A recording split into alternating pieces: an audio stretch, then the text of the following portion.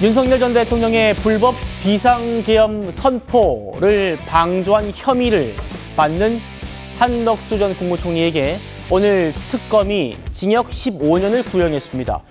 내년 1월쯤에 선고가 예정돼 있는데 12.3 비상계엄이 내란인지 내란이 아닌지 법원의 첫 판단이 이 한덕수 사건에서 나오게 될 것 같습니다.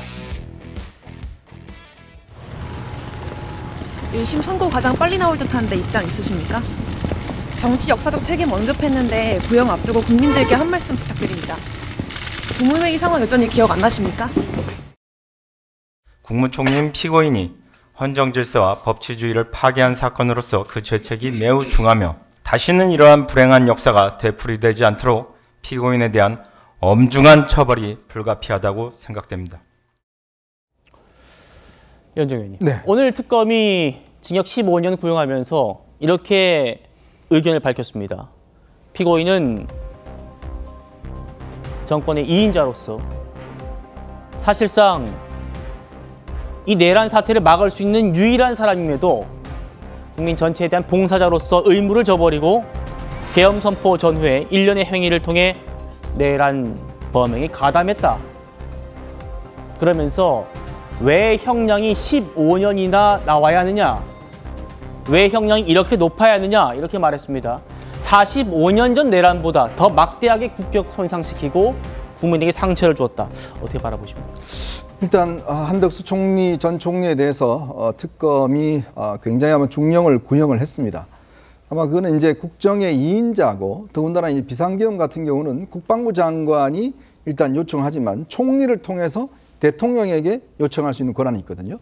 그러면 총리가 당시에 어떤 적극적인 역할을 했더라면 사실은 비상계엄을 막을 수도 있었고 사태 확산을 막을 수가 있었는데 이제 문제는 그 총리의 역할을 제대로 못했다는 거. 아마 거기에 핵심적인 원인이 있는 것 같습니다. 네. 물론 한덕 총리가 사전에 알고 내란 계엄을 계획했고 이런 혐의는 없지만 대통령이 계엄을 발동할 때 결국은 이 적극적으로 만류하지 못했던 거 아마 그것이 가장 큰 지금 혐의인 것 같고 특히 이제 지난번 헌법재판소 이 재판 과정이나 이런 등등에서 했던 본인의 주장과 실제로 재판 과정에 드러났던 물증 즉 이제 당시에 CCTV가 있었지 않습니까? 네. 그 내용을 보면 상당히 상충되는 내용들이 많아요. 그러니까 본인은 처음에 계엄 관련된 문건에 대해서 받은 적이 없다라고 이야기를 했는데 당시 CCTV를 보면 그 계엄 문건을 보고 이상민 당시 행안부 장관과 직접 논의하는 모습도 적혀 있고 예. 특히 당시에 본인의 여러 가지 어떤 상황에 대해서 자신은 멘붕이었다.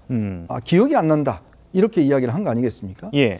그렇다면 저런 중대한 사태에 사실은 총리가 중심을 잡고 예를 들어서 국무위원들과 함께 대통령의 어떤 저런 계엄을 막았더라면 사실은 불행한 사태가 없었을 텐데 문제는 정말 책임감 없이 멘붕이었다? 아니 이런 중대한 사태 때 사실 총리가 국정의 2인자로서 적극적인 역할을 해줘야 되는데도 불구하고 네. 그걸 못한 혐의 그리고 또 이제 위증을 통해서 사실은 예전의 주장과 다른 주장을 법정에서 한 것들 이런 걸 등등 해서 아마 특검 입장에서 보면 첫 번째 일단 구형이기 때문에 네. 지금 이상민 그다음에 김용현 장관 그다음에 이제 조태용 국정원장 등등이 있습니다만은 일단 첫 스타트를 일단 15년형으로 일단은 구형을 한 것 같습니다. 예. 저희가 지금 속보로 한덕수 전 총리의 최후 진술 내용들을 보여드리고 있습니다.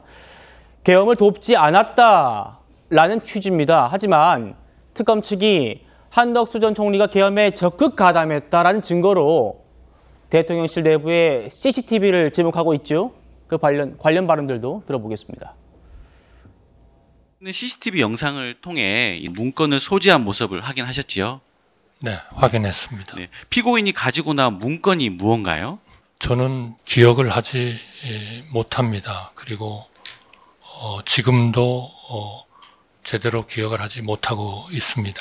사실 대통령으로부터 계엄에 대한 얘기를 듣고서부터는 제가 어떤 경위를 거쳐서 무슨 일을 했었는지에 대한 그러한 기억이 굉장히 부족하다. 거의 멘붕 상태 내지는 인지가 되는 그런 상황은 정말 아니었다.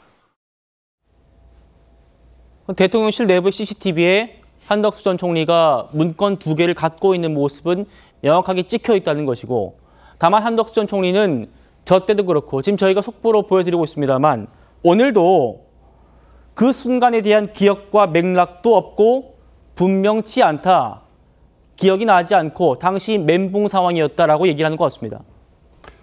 모든 국민들이 확인한 CCTV 내용처럼 당시 한덕수 총리의 모습은 상당히 차분합니다. 실제 멘붕이라고 느낄 만한 행위의 모습이 보이지 않고 지금 전달되거나 같이 검토하고 있는 문건을 살펴보고 또 심지어 그 국무위원의 숫자, 정족수를 채우기 위한 김용현 장관의 적극적인 행위에 대해서 상호 체크하는 모습까지 있습니다.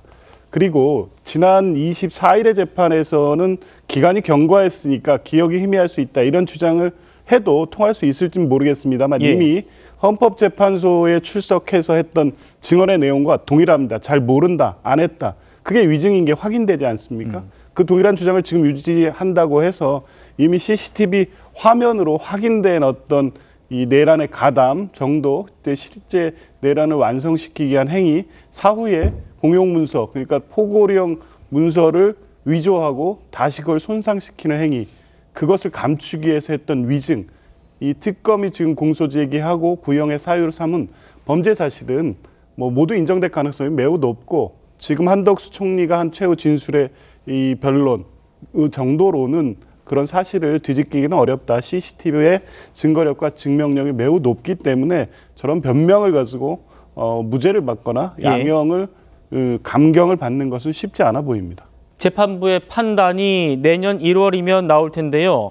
한덕수 전 총리, 지금 저희가 속보 보여드리고 있는 대로 최후 진술에서도 나는 끝까지 윤 전 대통령 만류하려고 했다라는 주장을 펼치고 있습니다. 들어보시죠.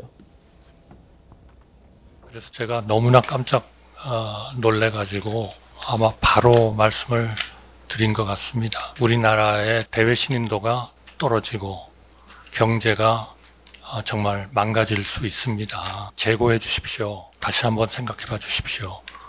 그런 취지의 말씀을 드린 것 같습니다. 그 직후에 윤석열이 대적견실을 나가서 비상계엄 선포하러 가는 걸 말리지도 않지 않았습니까? 정말 아쉽게 생각합니다.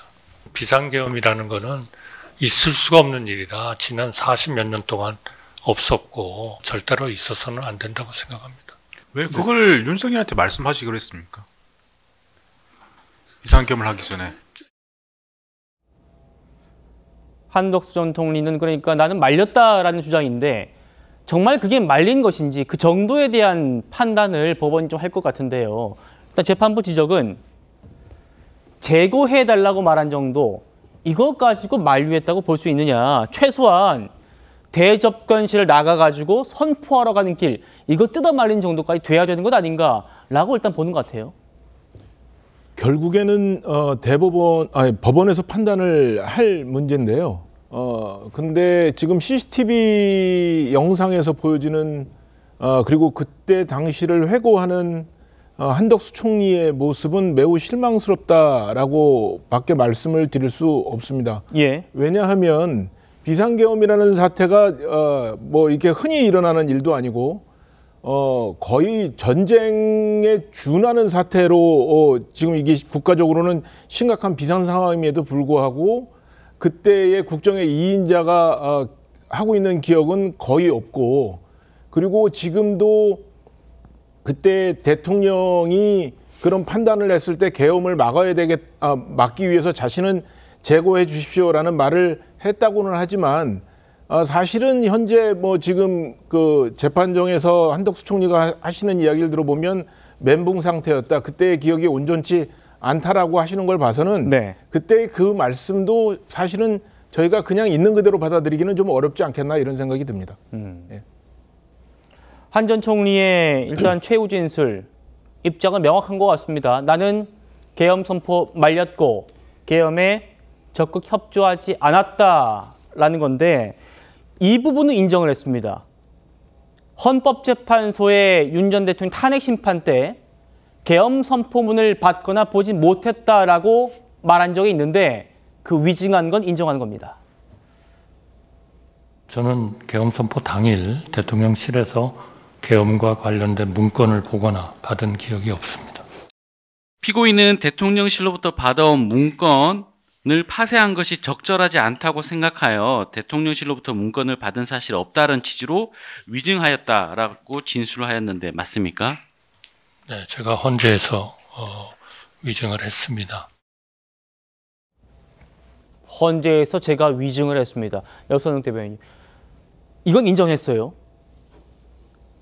법원의 판단에 좀 정상 참작이 될까요? 어떻게 보십니까? 뭐 그렇게 될 것 같지는 않고요. 예전에 과거에 이제 전두환 노태우 5.17 내란 때 그때 이제 대법원 판례가 있는데 그때 국방부 장관에게 어떤 이야기를 했었냐면은 그러니까 예를 들면 다른 사람의 힘을 빌려 소임을 다하지 못했다고 변명하는 것은 하급 관료의 일이고 지위가 높고 책임이 막중하면 변명이 용납되지 않는다 이런 이야기를 했거든요. 예. 근데 지금 한덕수 전 총리 같은 경우에는 적극적으로 개혁을 말리지도 않았고 본인은 뭐 그렇게 주장하지만 말리지도 않았고 지금 나오는 뭐 증거 뭐 증언들을 보면은 오히려 한덕수 전 총리가 뭐 헌재에서 위증한 사건을 본인이 스스로 인정했기 때문에 저런 변명은 더욱더 용납되지 않을 것이다. 그리고 또 하나가 뭐였냐면은 아까 앵커께서도 말씀하셨는데 한덕수 전 총리가 계엄 선포문의 이 법률적 결함을 미리 알고 있었어요. 그렇기 때문에 그거를 처음에는 헌재에서 못 봤다고는 했지만 본인이 그거를 작성하고 폐기했다는 것까지 다 밝혀지지 않았습니까?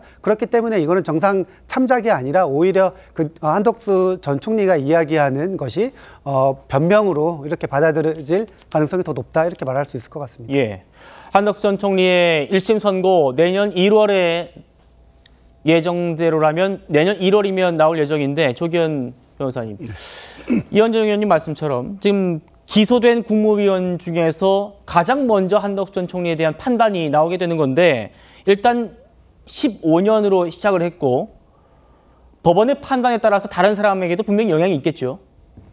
그렇습니다. 일흥의 기준이 될 수밖에 없죠. 일단은 판결 이유를 봐야 되는데 내란죄 성립 여부에 대한 판단이 먼저가 될 거고요. 거기에 중요임무 종사자 내지 내란 우두머리 방조죄의 인정 여부, 그리고 이제 경합된 사건들이 있습니다. 위증죄도 있고요.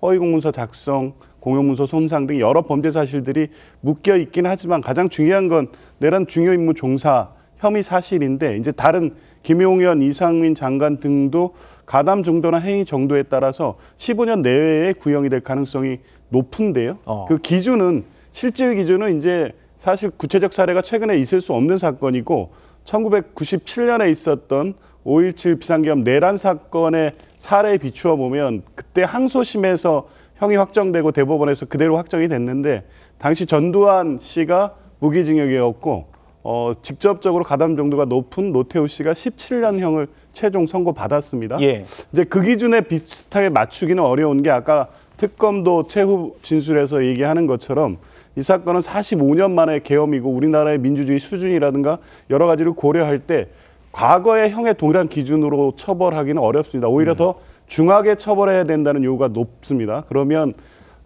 한덕수 총리 정도의 지위와 역할을 15년 정도라고 하면 김용현 장관이라든가 이상민 장관 등도 그 기준에 준해서 그 정도의 구형 내지 최종 선고형이 결정되지 않을까 봅니다. 알겠습니다. 조금 전에 속보가 전해졌습니다. 오늘 이렇게 결심 공판이 끝났고 한 전 총리의 1심 선고 날짜가 잡혔습니다. 기일이 내년 1월 21일입니다. 내년 1월 21일에 12.3 계엄에 가담했다고 기소된 윤석열 정부의 국무위원 중에 처음으로 한덕수 전 총리의 1심 선고가 나오게 됩니다. 지금 말씀드리신 대로 이 선고가 앞으로 다른 국무위원들의 재판에도 지대한 영향을 줄 수밖에 없다라는 전망이 많기 때문에 온 국민들의 관심 집중되는 선고가 아닐 수 없습니다.